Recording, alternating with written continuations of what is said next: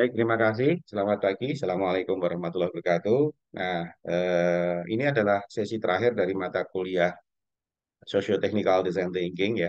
Dan saya akan memberikan materi tentang refleksi.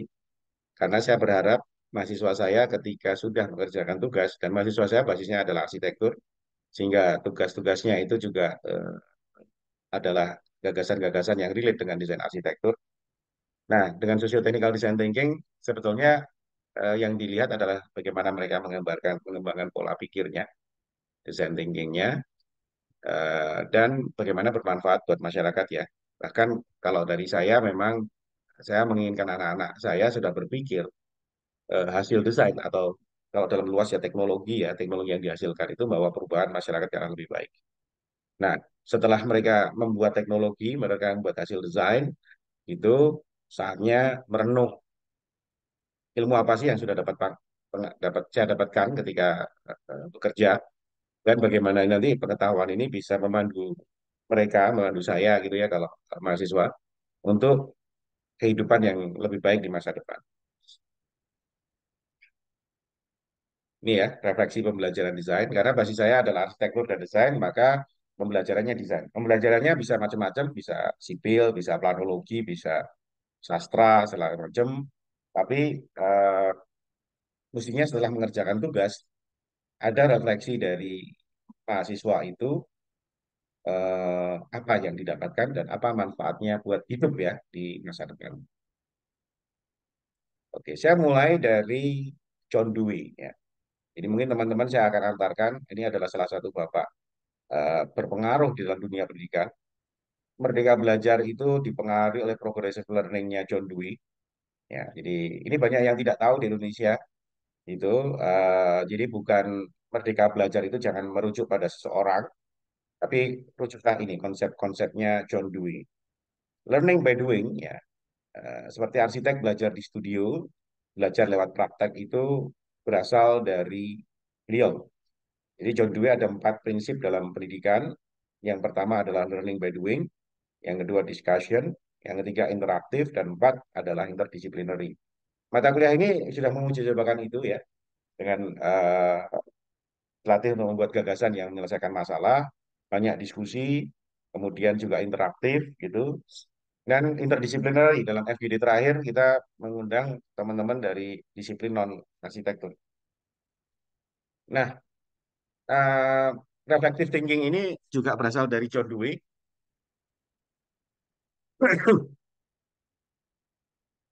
Bukunya adalah How We Think ya, How We Think dari John Dewey. Ini adalah awal dari critical thinking. Jadi mestinya sebelum belajar critical thinking kita belajar reflective thinking dulu, karena critical thinking itu banyak dipengaruhi liberal arts ya, yang pendidikan kita tidak mengarah pada liberal arts. Jadi agak kalau Indonesia agak kebingungan dengan critical thinking wajar karena tradisinya berbeda ya. Tradisi pendidikan di Indonesia tidak berasal dari liberal arts. Tapi reflective thinking saya pikir sebagai lebih filosofis itu menjadi penting gitu ya. How we think in John Dewey. Gampangnya ada beberapa quote ya yang kita bisa cari di internet, misalnya we do not learn from experience ya, kata John Dewey, tapi we learn from reflecting on experience. Ya, jadi gampangnya reflective thinking itu adalah setelah bekerja apa belajar lewat doing, terus how to dapat experience ya, mahasiswa dapat experience lalu direfleksikan. Oke, disitulah mereka belajar. Jadi experience itu tidak membuat pembelajaran. Jadi banyak yang memprotes setelah kerja capek nggak dapat belajarnya ya, karena refleksinya tidak dilakukan secara eksplisit. Nah, ini lagi adalah give the pupil something to do. Ini yang sudah saya berikan ke Anda, not something to learn. Ya. And when the doing is such a nature as demand thinking, learning naturally results. Ya, jadi Anda tolong panggil kembali apa yang sudah Anda kerjakan itu. Jadi apa yang Anda pelajari itu nanti direfleksikan, dan refleksinya harus berbentuk tertulis. Ya, kenapa tertulis? Ya, setelah ini nanti. Nah, cukup menarik kenapa John Dewey penting buat desain adalah ini konsep pragmanya Pak Yuswadi ya. Jadi design thinking itu punya istilah original yang muncul dari Indonesia yang disebut pragma. Jadi Pak Yuswadi merujuk pada pemikiran John Dewey, ya. Salah satunya ya selain Stoddbridge tentang pragmatisme adalah ini adalah aliran filosofi filsafat yang melihat sesuatu dari hasil gunanya. Itu. Jadi dari situ Pak Yuswadi membuat perenungan yang dalam dan melahirkan konsep original design thinking.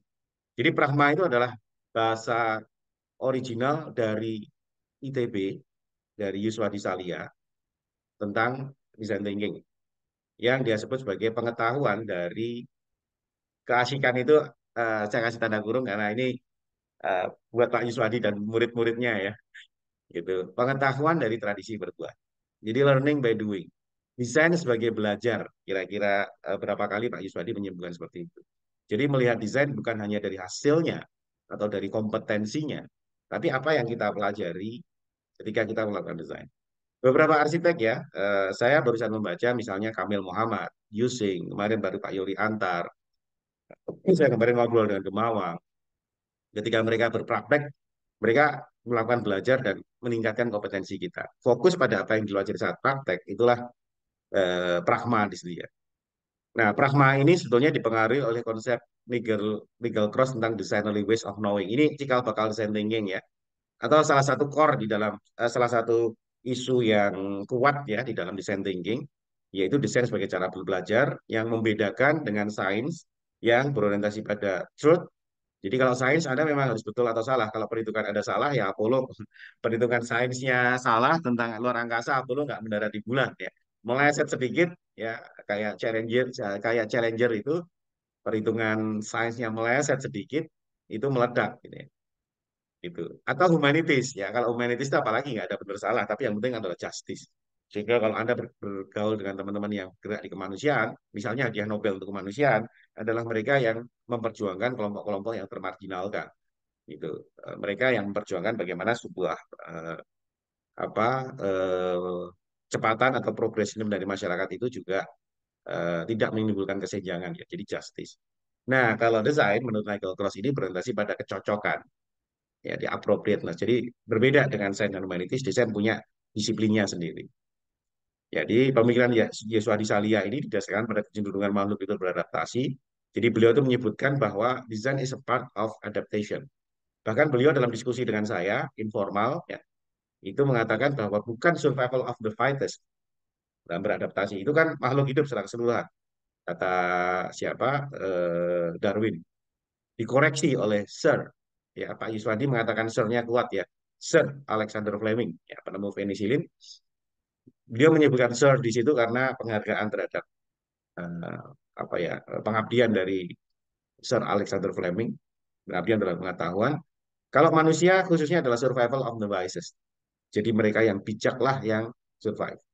Nah, desain ini sebetulnya part ketika manusia harus beradaptasi. Karena yang dicari adalah kecocokan ya, cocokan. Jadi kalau nggak cocok, dimovasi ini. Ya, misalnya ini mengembangkan sederhana yang paling sehari-hari ketika Anda menggunakan baju ya. Memilih baju itu kan mendesain gitu ya. Matching yang kiri atau kanan. Atau misalnya pagi ini saya sengaja menggunakan baju hitam ya. Karena simple di rumah tapi supaya kelihatan resmi saya pakai baju hitam. Itu merupakan desain thinking sehari-hari. Jadi supaya cocok. Jadi kalau baju hitam kan ini sebenarnya baju saya casual ya. Karena saya di rumah. Tapi karena saya harus memberikan kuliah maka supaya terlihat resmi. Jadi casual tapi terlihat resmi jadilah baju hitam gitu ya.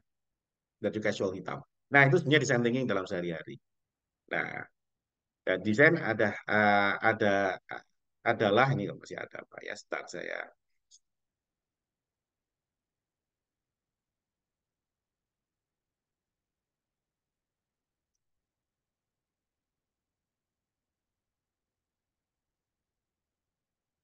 Oke.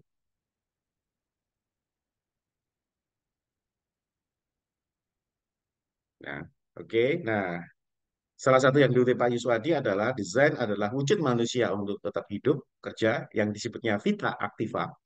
Dan yang ini, kenapa harus melakukan kontemplasi seperti saya? Kenapa harus melakukan refleksi? Kenapa harus melakukan renung? Karena manusia ingin bahagia, ya, berkarya, kita kontemplatif. Nah, ini luar biasa. Ini perenungan yang cukup panjang dari Pak Yuswadi. Kenapa kita melakukan refleksi? Seperti ini kan, tujuan hidup kita kan cuma ingin bahagia ya, ingin berkarya. Ya sering tugas studio kerja kerja kerja tapi habis kerja malah sengsara itu. Nah itu coba dijawab dengan kontemplasi ya. Nah, ini design reflection dari Keith George ya. Jadi ini makin tajam lagi gitu karena desain itu not applied creativity only or problem solving only, but also learning. Jadi proses desain adalah proses belajar. Jadi saya fokuskan di sana setelah Anda memberikan sesuatu. Makanya kemarin ownernya bukan saya, tapi orang lain. Karena ini mendorong mahasiswa untuk memberikan sesuatu yang bisa bermanfaat buat orang lain. Jadi yang menilai desain Anda nanti, yang menilai desain Anda kemarin adalah user, bukan saya. Gitu. Jadi di situ mahasiswa ditantang betul apa yang dia punyai dan dia persembahkan buat masyarakat. Gitu. Saya mentornya, gitu loh. Saya membimbing Anda supaya seperti itu. Jadi saya bukan mengadil, gitu. Ya. Betul bagus atau tidaknya, kepake atau tidaknya adalah user yang akan menentukan, ya, bukan saya sebagai dosen. Saya adalah membimbing supaya Anda kepake buat dosen, supaya Anda belajar ketika Anda mati-matian menggunakan ilmu pengetahuan Anda untuk membuat kebaikan buat masyarakat. Nah, design schools base their curriculum on the idea that design is something must be learned, not taught. When you experience designing and you reflect upon those experience, you will pick up what design is and how to do it. Jadi refleksi itu menjadi penting, ya. Kalau bingung nanti, wah saya nggak dapat apa-apa dari ini because we are not doing reflection. Ya kalau kata Kistors ini. Let's assume that you are able to reflect, to think critically. Ya. Kalau di sini barangkali bukan to think critically, tapi to think reflectively. Karena tadi critically itu didasarkan pada pandangan yang liberal, ya, critical, ya. Ya, kalau yang tidak terbiasa liberal kayak di masyarakat kita yang masih ewoh pakai ewoh, kritikal ini akan ada konsekuensi sosialnya. Tapi reflektif tidak. Ya, jadi saya lebih senang istilah reflective thinking rather than critical thinking. Karena lebih sesuai dengan bangsa Indonesia. Karakter bahasa Indonesia yang masih kuat ewoh pakai ewohnya. Gitu. Dan reflective thinking itu adalah dasar dari critical thinking. Ya. To think reflectively, ini kan orang Belanda yang ngajar di Australia, jadi mereka memang tradisi liberalnya kuat, si Kisdorf. To think reflectively about what are you doing. This is crucial. If you cannot reflect on your work, the whole education system collapses, and you might just get through your study project by trial and error. The design school will often ask you reflect explicitly, saya sepakat dengan Kisdorf, and be able to communicate your thoughts to your tutors.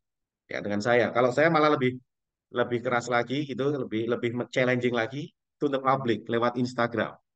Jadi apa yang harus Anda ini refleksikan, ini juga melatih Anda untuk mempost sesuatu di media sosial ya. Mikir dulu, kontemplasi dulu.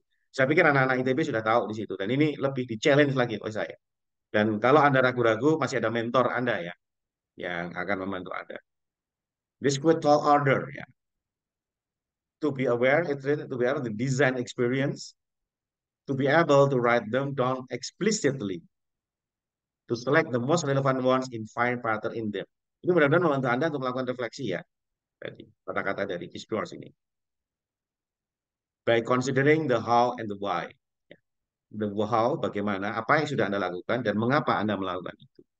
Ini benar-benar how and why itu harus mikir-mikir reflektif ya. This reflection has again to put in the words.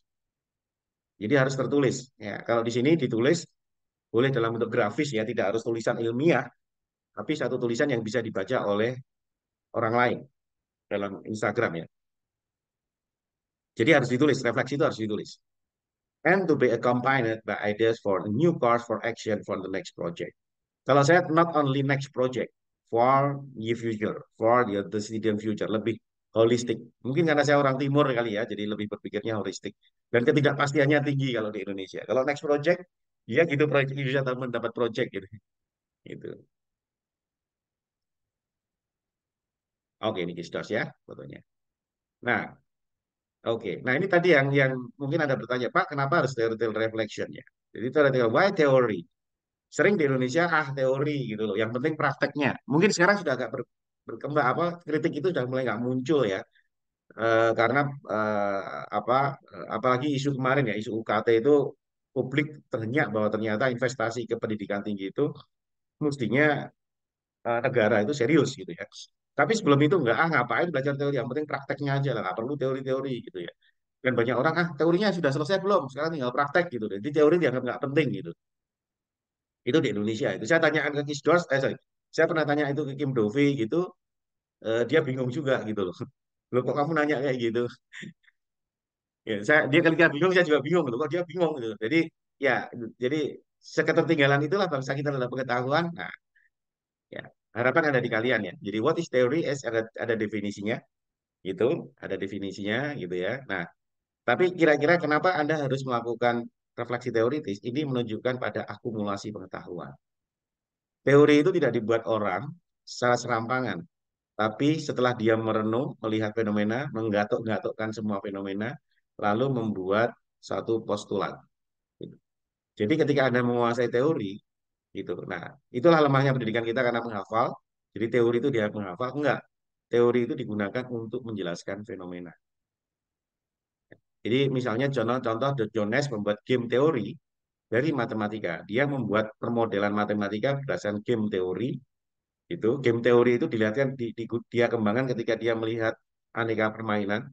Karena ketika satu aktor melakukan manuver ke satu titik tertentu, aktor lain akan bergerak merespon dari manuver seperti itu. Seperti sebuah game ya, ketika ada yang maju ke sana, ada yang maju ke sayap kiri, lalu langsung diblok. Ya, Indonesia kalah sama Gini kemarin karena semua aliran sirkulasi timnas kita diblok semua sama Gini. Dia ngerti cara cara strateginya Sintayong, jadi kita nggak bisa berkembang dengan tiki taka kayak gitu. Nah, dari situ dia membuat permodelan matematika, Jones ya, dan permodelan itu digunakan oleh para ekonom untuk memprediksi arah pengembangan ekonomi. Itu teori permainan ya, game teori. Jadi teori gunanya adalah untuk kita memandu hidup ya. Jadi dengan adanya game teori maka ekonom bisa memprediksi oh, kalau nanti akan ada Cina bergerak ke sini misalnya dengan kebijakan ini, Amerika akan bergerak ke sini, Korea akan bergerak ke sini. Nah, model matematika dibuatkan seperti itu. Nah, itu akan merujuk pada akumulasi pengetahuan. Dan ini yang sering disebutkan di Indonesia ke Scholarland ya, Google Scholar atau Google Cendikia. Ini nanti terkait dengan Anda yang akan lulus menjadi seorang sarjana.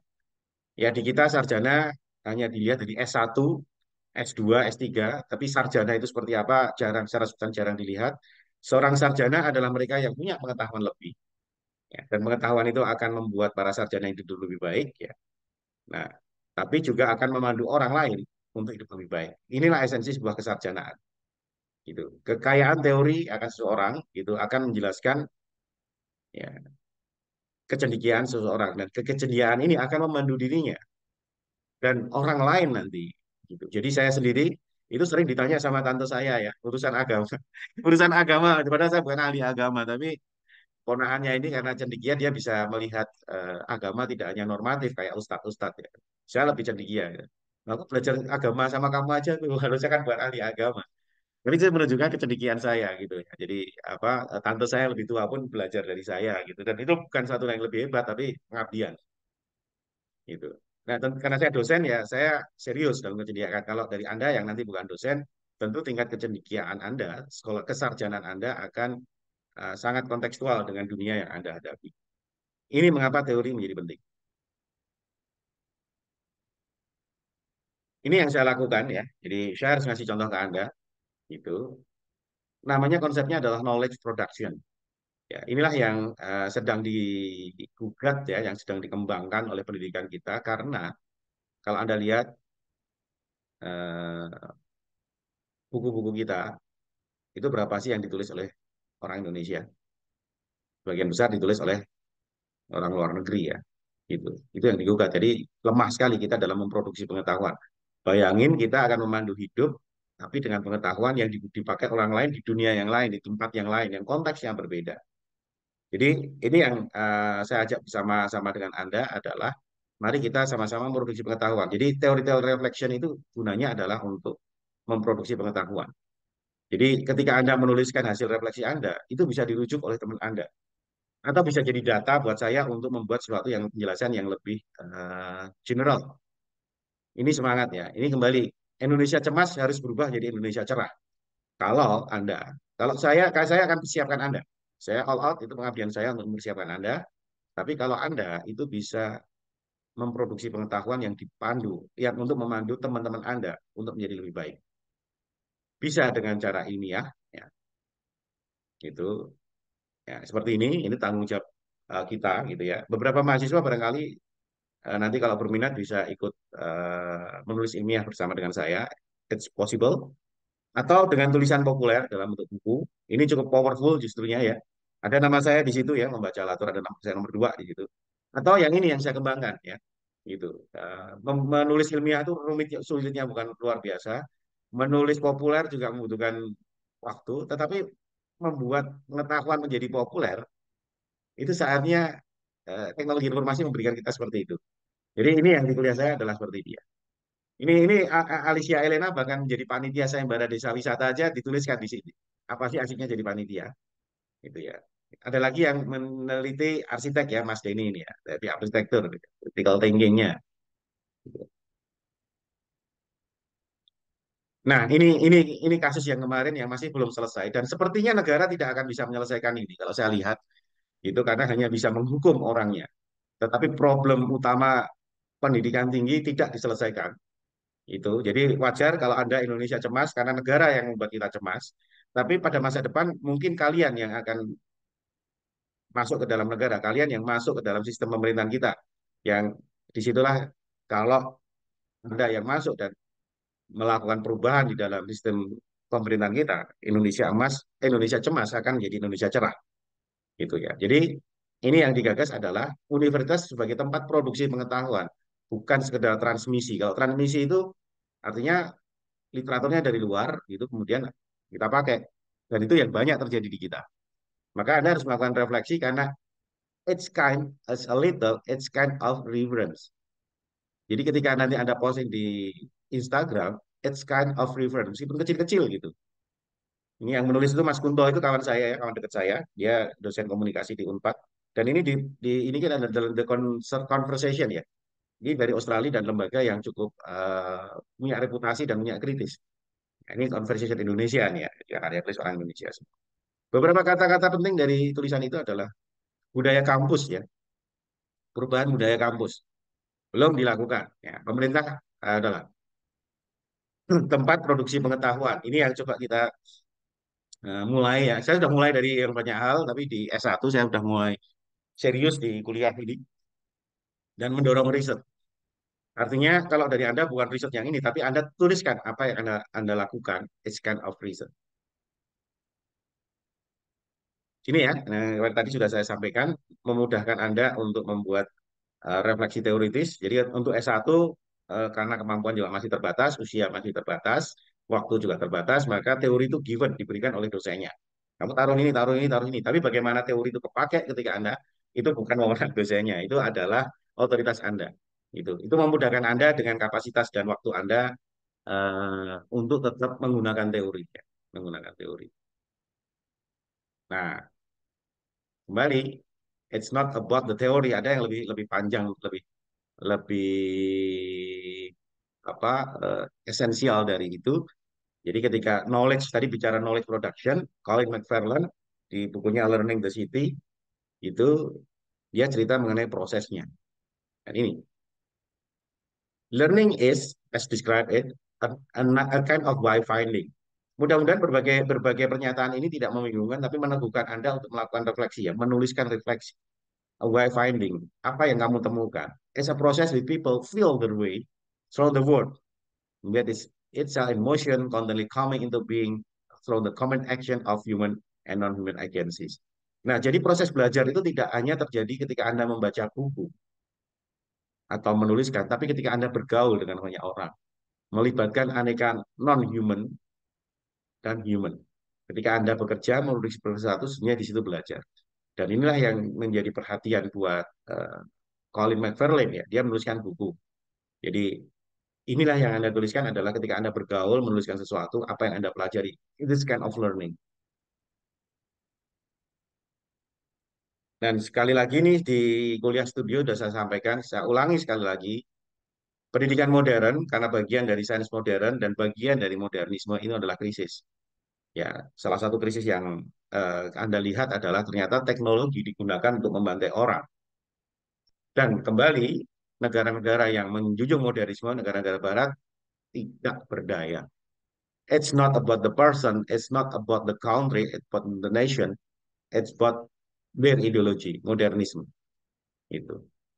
Itu tadi, the modern science, seorang uh, fisikawan dari Kanada keturunan Pakistan, dia punya sisi timur ya, mengatakan, the modern science did not line address the purpose of life. Kalau Anda nonton The Oppenheimer, itu Oppenheimer itu merasa miris ketika dia disanjung. Jadi di satu sisi, dia dilulukan sebagai pahlawan perang karena bom nuklir dia, bom atom dia bisa menghentikan perang. Dan dia disorak-sorai oleh orang Amerika karena bisa menjadikan Amerika pemenang perang. Tapi sorak-sorai itu di mata dia, di kepala dia, itu berubah menjadi sangat tangisan korban bom atom di Jepang. Karena tolong lihat Oppenheimer dan itu Christopher Nolan sutradaranya luar biasa di situ menggambarkan pergolakan batin. Karena itu tadi, sains modern dia itu tidak purpose of life. Dan itu yang terus dia bawa sampai dia menentang Presiden Truman. Presiden Truman. Jadi eh, justru yang muncul terhadap kritik terhadap modern science juga para saintis-saintis yang mengatakan saya ngapain sih menciptakan bom atom hanya kalau untuk membunuh, untuk tidak membawa kebaikan. Alfred Nobel sampai dia bertobat membuat hadiah Nobel untuk kemanusiaan karena dinamit dia digunakan untuk perang. Gitu. Oke, ya. Orang lokal lagi Pak Khairul Rijal, Profesor Khairul Rijal bicara adalah kelemahan sains modern ada kurang reflektif. Jadi kita harus maju, progres. Tapi progres untuk apa? Nah, kemudian diskusi ini saya lanjutkan dengan Profesor Iwan Pranoto dari Matematika. Itu dia bicara tentang bagaimana seharusnya sains dan art itu berkompetisi dan desain seharusnya masuk di situ. Tapi kata-kata kuncinya adalah to understand who we are, why we are, and our place in the world. Jadi sebenarnya mempelajari matematika, mempelajari seni, meskipun caranya berbeda, termasuk kita mempelajari desain, seharusnya menjawab kita tuh ngapain ada di dunia ini. Gitu. Artinya itulah krisis itu terjadi karena tidak bisa menjawab ngapain sih kita ada di sini. Krisis dari modernisme terjadi di situ. Dan kita mulai dari sekarang ini ya, dari Anda gitu ya. Ngapain sih Anda belajar di sini gitu. Dan jawabannya pasti sangat subtil. Pasti sangat subtil. Sangat hening gitu ya. Ada di dalam sebuah mitologi Hindu yang uh, mungkin akan menggambarkan tentang tujuan hidup adalah sebelum kita lahir sebelumnya kita dipanggil dulu oleh sang pencipta ya atau kru-krunya ya. Saya nggak tahu karena saya juga udah lupa di situ. Gitu. Dipanggil. Agus ini atau Ilma, Ray, Iza ini. Kamu nanti diciptakan di dunia tugasmu ini ya. Setuju ya? Oke, setuju ya. Kalau sama pencipta kita kan nggak bisa bilang enggak ya. Oke, setiko dawuh. Oke ya. Oke, tapi sebelum kamu lahir, kamu saya lupakan semua ingatan. Jadi kayak apa? Mission Impossible ya. Hilang semua. Setelah hilang semua ingatanmu, setelah kita melakukan dedikasi, melakukan sumpah, saya hidup di dunia kan untuk ditugaskan seperti ini.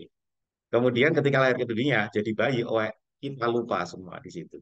Maka tugas kita di dunia adalah kita harus tahu dulu kita ditugaskan untuk apa. Gitu. Nah, ini dimulai dari seorang sarjana mestinya sudah mulai membangun pertanyaan seperti itu. Saya itu ditugaskan di dunia ini untuk apa sih? Tujuan saya di dunia itu apa sih? Tidak harus kejawab ya, karena itu harus kalau menurut tradisi di dalam NU ya, di dalam Kiai, itu baru terjawab ketika mati. Makanya kalau di kalangan NU tidak ada upacara maulid ya, tidak ada upacara kelahiran. Jadi menurut Kiai Mustafa Bisri yang diperingati hari lahirnya itu cuma ada tiga, gitu ya. Yesus, ya, Nabi Isa, Nabi Muhammad, sama Ibu Kartini.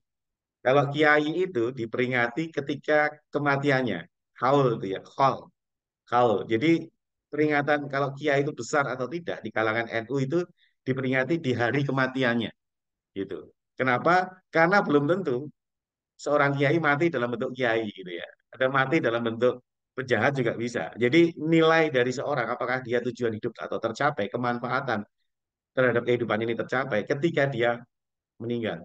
Hanya orang-orang besar yang sudah memang kemanfaatannya besar yang diabadikan ketika di hari ulang tahunnya. Jadi nanti saya itu nggak senang dengan ucapan selamat ulang tahun ya. Saya lebih senang nanti kalau mati kematian saya diperingati gitu ya. Karena itu tradisi di NU biar saya jadi kayak kiai gitu. Jadi kalau apa tentang di dunia itu baru akan ketemu menjelang Anda akan meninggal gitu ya. Nabi Muhammad itu sudah ada ketahuan terakhir ketika mau meninggal aja masih stres gitu ya lewat umatnya gitu sampai dia dapat wahyu bahwa cukup Al-Quran. Oke. Jadi tugas beliau adalah, kalau dari Muslim adalah, ternyata tugas beliau, tugas Nabi Muhammad adalah mewartakan ya, nabi-nabi nampak mewartakan tentang bagaimana petunjuk ya, Buddha lewat Quran. Selesai, begitu beliau sudah tahu tugas dia, beliau meninggal.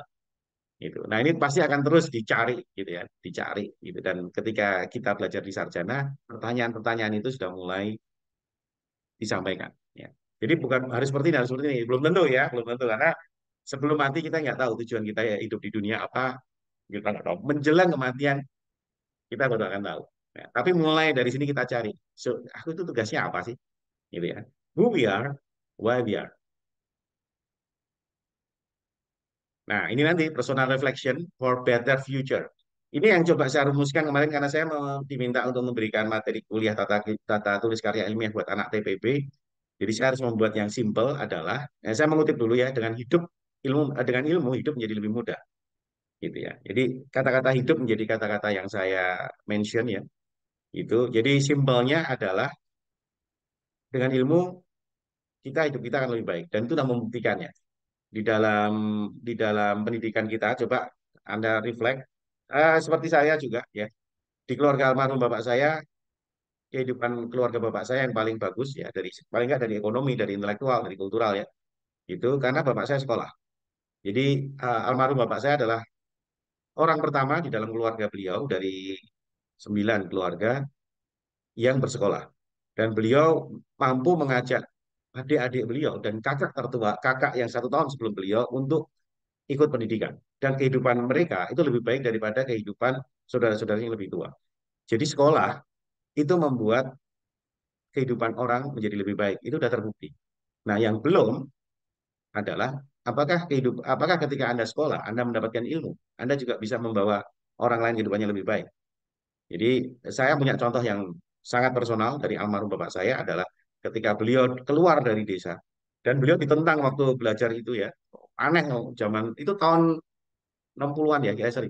50-an Bapak saya, sorry, 40-an ya setelah merdeka gitu.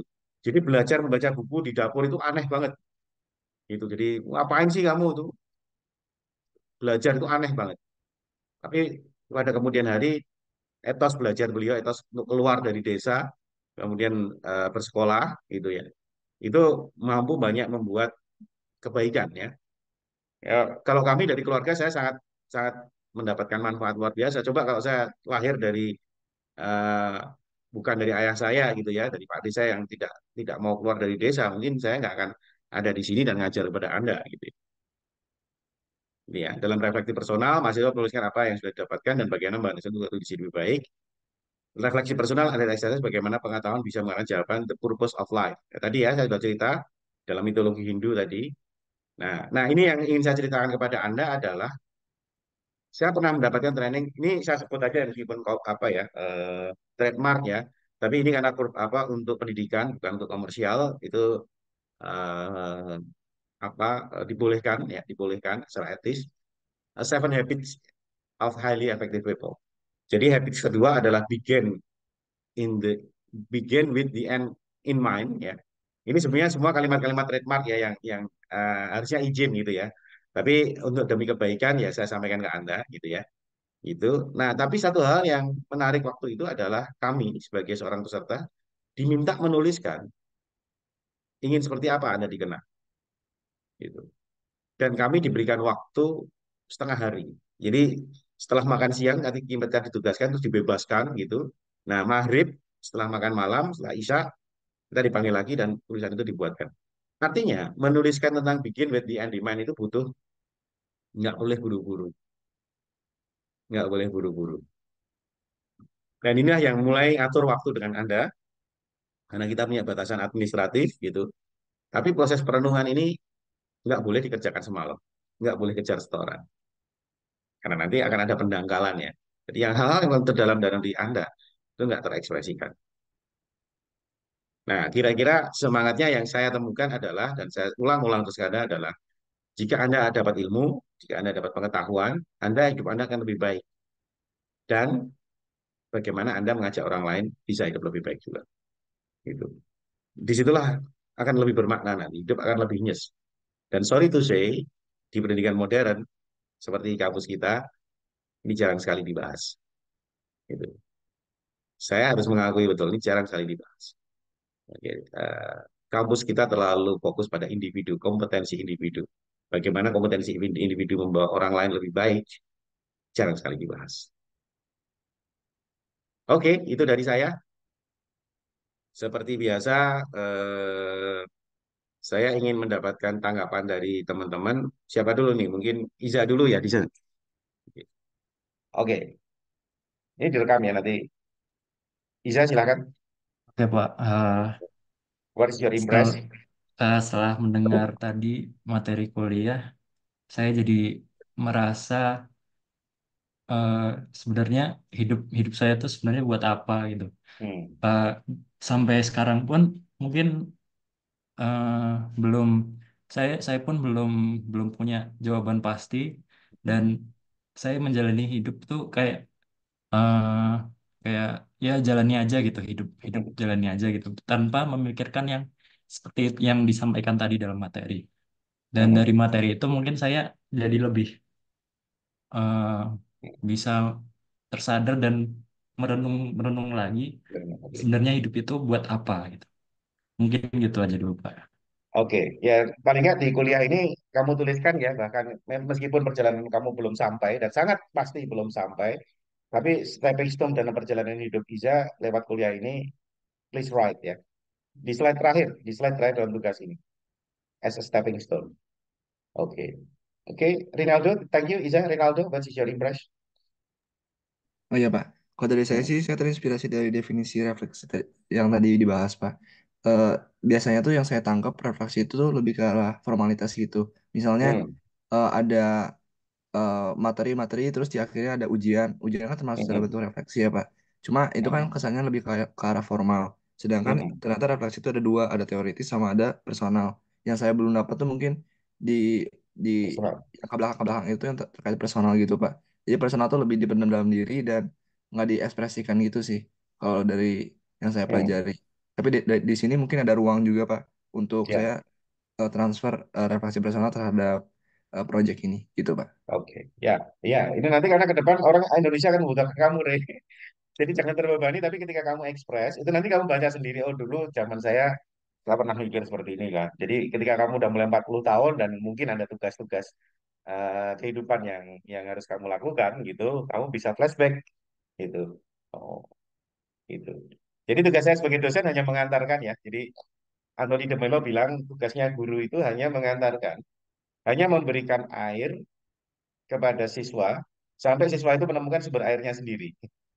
Jadi saya tugasnya hanya ngambilin air ke kamu sampai kamu ngerti sumber airnya seperti itu. Dan nanti kalau kamu udah umur 40-an gitu ya, nah, kamu mudah-mudahan udah bisa mendapatkan uh, sumber air dan mungkin flashback dulu. Oh, saya dulu pernah ya, pernah dulu waktu belajar, oh waktu belajar kayak gini, waktu belum bisa ngambil air ya, sumber-sumber hikmah ya, sumber-sumber pencerahan. Ilmas, ya silakan. Apa yang paling berkesan dari pengantar saya tadi? Kalau saya kurang lebih sama kayak Izo, Pak. Kayak Mm-mm, setelah mendengar materi tadi, saya jadi merefleksikan diri saya sendiri. Yang mm-mm, selama ini sejujurnya saya agak hilang arah selama kuliah. Jadi uh, ikut kuliah ini menurut saya lumayan cukup menemukan diri saya kembali. Terus mm, untuk kayak ada kepastian gitu juga, Pak, muncul dalam diri saya untuk ke mm-mm. depannya. Yang itu tentunya nggak buat saya sendiri, tapi buat orang lain juga. Jadi Oke. nggak bisa egois juga untuk diri saya sendiri, sih Pak. Oke, baik ya. Saya tunggu nanti. Ingat ya, refleksi Anda, baik refleksi terhadap teori, pengetahuannya apa, sama refleksi buat kehidupan itu Anda tulis dalam bentuk Instagram, yang kalian banget. Jadi ingat, itu nanti dipublish, gitu, sehingga apa yang kalian tuliskan harus benar-benar dipikirkan secara kontemplatif, ya. Gitu. Rasanya nggak perlu asistensi lah, kalau saya udah sekian lama ngajarin Anda, it's your turn, gitu. Waktunya juga tidak ada lagi. Cuma nanti kalau ada galau, masih ada yang bingung, saya terbuka. Bahkan setelah kuliah pun, Ilma tadi atau Iza yang masih belum ketemu, karena kita sudah saling kenal, Anda bisa ngobrol dengan saya nanti. Gitu, galauan itu. Baik, saya bisa akhiri ya kuliah ini ya. Terima kasih, selamat pagi, selamat menjalankan aktivitas. Assalamualaikum warahmatullahi wabarakatuh.